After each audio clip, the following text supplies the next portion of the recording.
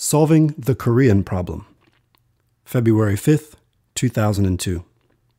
Once again, the Korean issue has become a source of concern, indeed a source of danger in world politics. It has always been a sensitive issue. Its sensitivity is the result of previous involvement dating back to the Second World War, or even before. Following the end of the Second World War, Germany was divided into East Germany, better known as the German Democratic Republic under Soviet control, and the other one was West Germany or Federal Republic of Germany under American influence. At the time, Korea, too, was split into two states, North Korea under Soviet Union domination, South Korea under American influence. I stated that the Korean issue is sensitive for the following reasons. Number one, the Korean peninsula was coveted by its big neighbors, so any dramatic flaring up of this situation in it may rekindle the same ambitions. Korea fell under Chinese occupation in the 1st century BC. In the 16th century, it faced Japanese invasion. Again, at the turn of the 20th century, it fell under Japanese occupation and mandate till the end of the Second World War. Furthermore, America and Europe were never far away from this arena. Number two, the neighbors of the Korean peninsula are hostile to each other. Number three, distant countries in America and Europe cannot ignore the actions of Korea's neighbors. Number four, North Korea is still a communist country. This irritates capitalist countries. Number five, North Korea is an ally, to a certain extent, of the nuclear-armed Yellow Giant.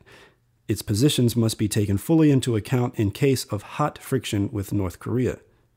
Number six, North Korea is a member of the nuclear club. At the very least, it is a producer, not importer, of ballistic missiles that can reach Japan and America. Number seven, the army of North Korea is considered one of the biggest in Asia, 1 million ground forces and 4.5 million in reserve. Number eight, in light of the above, North Korea poses a threat to U.S. allies such as South Korea and Japan. It also poses a threat to the American troops stationed in these two countries since the Second World War.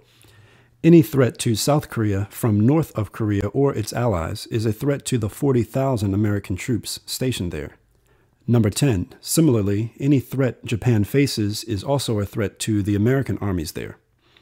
Number 11. The reunification of Germany and the fall of the Berlin Wall inflamed the feelings of the people of the two Koreas. Why should the two Germanys be able to reunite while the two Koreas cannot? Why was the Berlin Wall torn down while the American minefield between the two Koreas, the largest of its kind in the world, remains intact? Number 12. The reunification of the two Koreas will have an impact on the reunification of the two Chinas, Taiwan and mainland China. Number 13. Any attempt to reunite the two Koreas by force met with failure. When Kim Il-sung tried to reunite the two Koreas in the early 1950s, under favorable internal circumstances, the following took place. The reunification process was met by external armed opposition from 19 countries led by USA. The UN Security Council adopted a resolution that opposed the attempt at forceful reunification. The U.S. President Truman ordered his troops in Japan to prevent the reunification of Korea by force. China participated extensively in the conflict. A limited regional world war erupted. Despite the alternating occupation of the two capitals, the unity could not be achieved by force. The result was the loss of 1,000 planes, the destruction of railways, power plants and factories, and the injury of 4 million people. Therefore, any attempt to reunite Korea by force, provocations, or terror will not succeed. This is a fact. It is a lesson of history. Those who choose to ignore that are unwise. An action that leads to a confrontation between armies of 2 million men, along with nearly 9 million reservists, and the troops of nuclear states in the region allied to both parties would be a dangerous and misguided adventure. Peaceful unification. There are firm unifying factors that can be summed up as follows. All Koreans in the north and the south are of the same Mongol race. They share the same faith, Buddhism, Confucianism, and local beliefs since the 4th century. They have the same cultural influences, Buddhist, Confucian, and local faiths, as well as Chinese and Japanese influences. Korea has been a unified country since the 7th century. There are other material unifying factors as follows. Population growth in two Koreas is almost 1%. One administrative system, division into provinces and cities. Life expectancy in the two Koreas is very similar. The urbanization rate is nearly identical between 60% and 80%. Both Koreas have free compulsory education for all children till the age of 12. The industrial output of a united Korea will be 170 million tons of iron, steel, and other materials. This would make it the 9th or 10th trading power. The workforce of a unified Korea would be 36 million strong.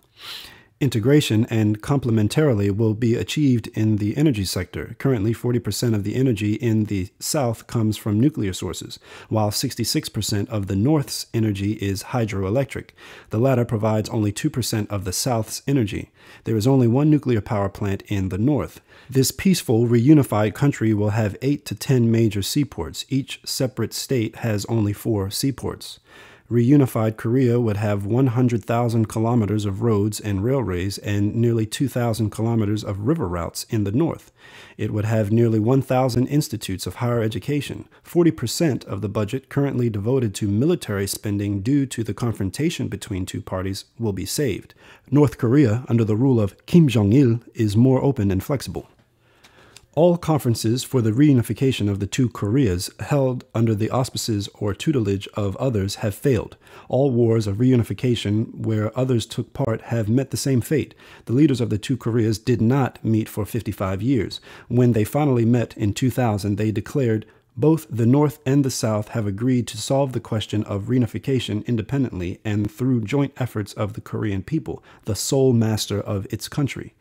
This is the correct approach. It takes into account the lessons of the past. This approach deserves to be encouraged by the international community and by all peace-loving peoples in the world. In all fairness, it must be stated that officials in South Korea are more tolerant with their brothers in the North. Proof of this is the visit by South Korea's president to his counterpart in North Korea and the disaster relief assistance provided by South Korea to the North. Any attempt by internal or external actors to reunify the two Koreas by force or the threat to use force and terror is doomed to failure and must be ruled out once and for all. The Koreans ought to ponder the matter seriously. They should assess losses of separation, the price of war, and of giving their enemies reason to gloat. They should compare those with the huge material and moral gains of reunification. Friends in the North should be more restrained and avoid some provocative behavior. The two parts should be unified so as to guarantee putting an end to the nuclear program in the North in return for the withdrawal of U.S. troops from the South. When unity is achieved, the North will no longer need nuclear weapons. The South will have no further need for the U.S. Army.